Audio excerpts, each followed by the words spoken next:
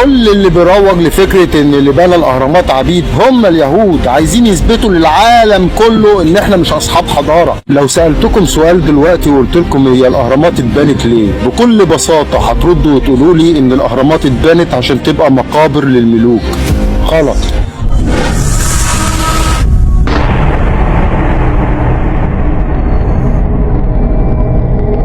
لو عايزين تعرفوا هي اتبنت ليه وازاي، تابعوا معايا الفيديو للنهاية، ولو اقنعتكم اوعدوني تعملوا لايك وشير، وقبل اي حاجة صلوا على النبي.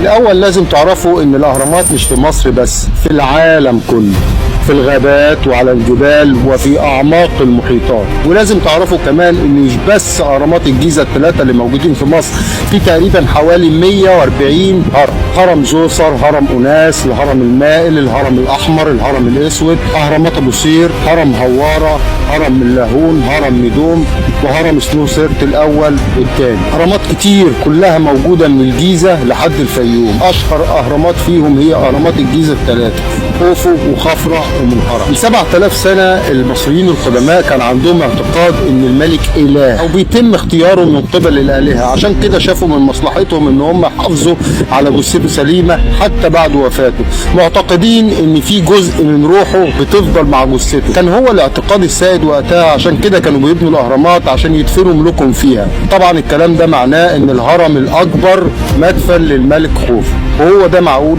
يعني كل الهلمه دي كلها عشان يتدفن خوفو؟ لو افترضنا ان الكلام ده صحيح، المفروض علماء الاثار يلاقوا موميا. ما لاقوش ولا موميا واحده توحد ربنا في اي هرم، ولا جثه لاقوها في 80 هرم. لاقوا توابيت بس ما لاقوش جثث محنطه او موميا. هتقول لي ممكن لصوص المقابر يكونوا سرقوها، تمام. اللي هيجي يسرق هيسرق جثه؟ لا طبعا. اهم حاجه عندهم كانت الكنوز. حتى ما فيش نقوش زي ما احنا متعودين نشوفها في مقابر الفراعنه. كمان ما فيش اي اثار مثبته للملك خوفو غير التمثال ده، طوله اقل من 10 سم، ولقوه في ابيدوس في سوهاج، يعني مش في الهرم خالص. كمان الملك توت عنخ امون اشهر الفراعنه على الاطلاق، لقوه مدفون مع كل مقتنياته في وادي الملوك. حاجه غريبه. طب طالما الاهرامات مش مقابر، كان ايه هو الهدف من بنائها؟ الاول وقبل اي حاجه، الاحجار دي اترفعت ازاي؟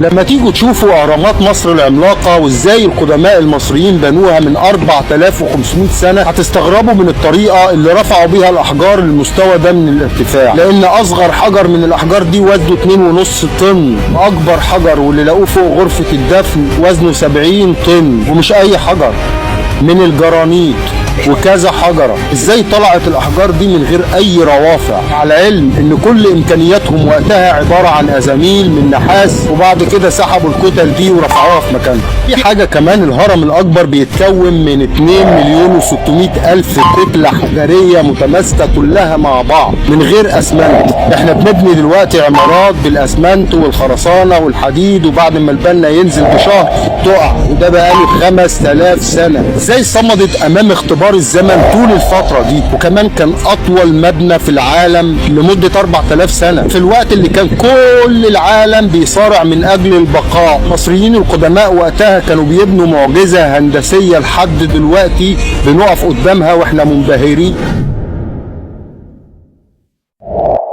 على مدى سنين كانت في دراسات وابحاث عن الطريقه اللي المصريين ممكن يكونوا نقلوا بيها الاحجار او رفعوها للارتفاع ده.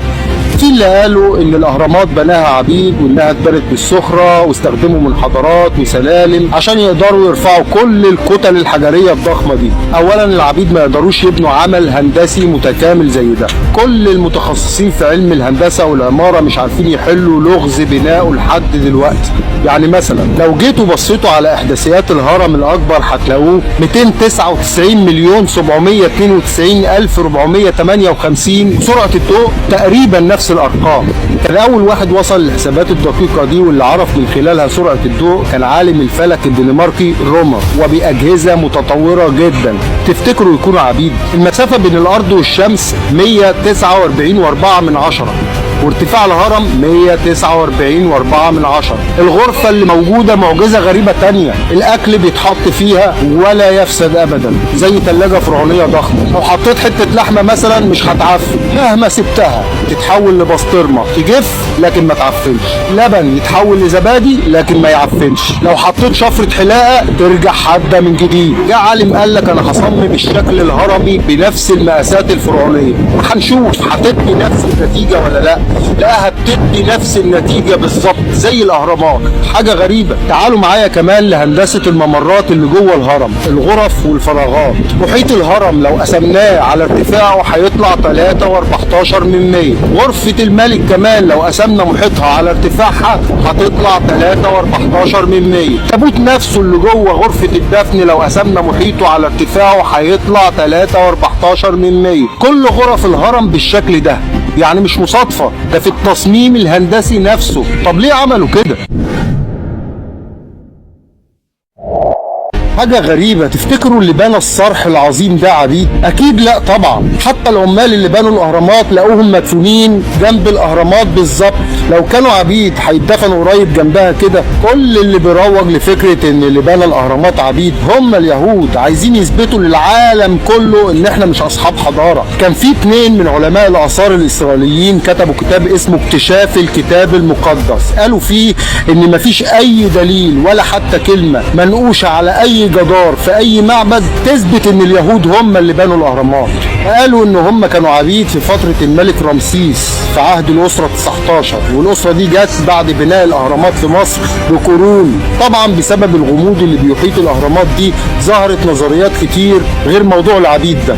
في اللي قال ان المصريين القدماء عملوا منحدرات بطول الهرم، كانوا بيحطوا الحجاره على زحافات ويسحبوها. طبعا الكلام ده مش منطقي لانهم اثبتوا ان الحجاره دي جايه من اسوان. ازاي جابوها من اسوان وقطعوها ونقلوها؟ وفي اللي قال ان هم كان عندهم روافع عن طريقها رفعوا الحجاره للمستويات دي من الارتفاع. برضو الكلام مش منطقي، الروافع دي هتتكسر من وزن وطول الحجاره. وفي اللي قال ان الاحجار دي رفعتها الكائنات الفضائيه وهي اللي بنت الاهرامات. وناس تانية قالوا ان رفع الحجاره دي اكيد ناس من العماليق اللي طولهم بيتعدى ال 40 متر، هم اللي يقدروا يرفعوا الاحجار اللي بالوزن التقيل ده وينقلوها من اسوان للجيزه. وبرضو مفيش اي دليل ياكد بوجود عماليق ولا جثه واحده موجوده في مصر. وفي راي تاني بيقول ان سيدنا سليمان هو اللي بنى الاهرامات، كلام برضو مردود عليه. سيدنا سليمان كان عايش في فلسطين، هيبعت الجن يبني اهرامات في مصر؟ لحد ما ظهرت دراسه امريكيه فرنسيه اكدوا فيها ان المصريين القدماء استخدموا الطين لبناء الاهرامات، وقالوا ان الحجاره اللي الاهرامات اتصنعت منها صبوها في قوالب خشبيه وتم معالجتها بالحراره لحد ما خدت شكل شبه طبيعي. وقالوا كمان ان الفراعنه كانوا بارعين في علم الكيمياء، بدليل ان محدش يعرف سر التحنيط لحد دلوقتي، وما سمحوش لاي حد ان هو يطلع عليها او يدونها حتى. لما العلماء حللوا مكونات الحجر لقوه بينتج نفس التفاعل، وده بالظبط اللي ذكره ربنا في قرآنه الكريم من 1400 سنة حينما قال على لسان فرعون: بسم الله الرحمن الرحيم. وقال فرعون يا أيها الملأ ما علمت لكم من إله غيري فأوقد لي يا هامان على الطين فاجعل لي صرحا لعلي أطلع إلى إله موسى وإني لأظنه من الكاذبين. وكلامي ده مش معناه ان فرعون موسى هو اللي بنى الاهرامات، لان زي ما قلت لكم ان بناء الاهرامات كانت هي العقيده السائده في ذلك الوقت.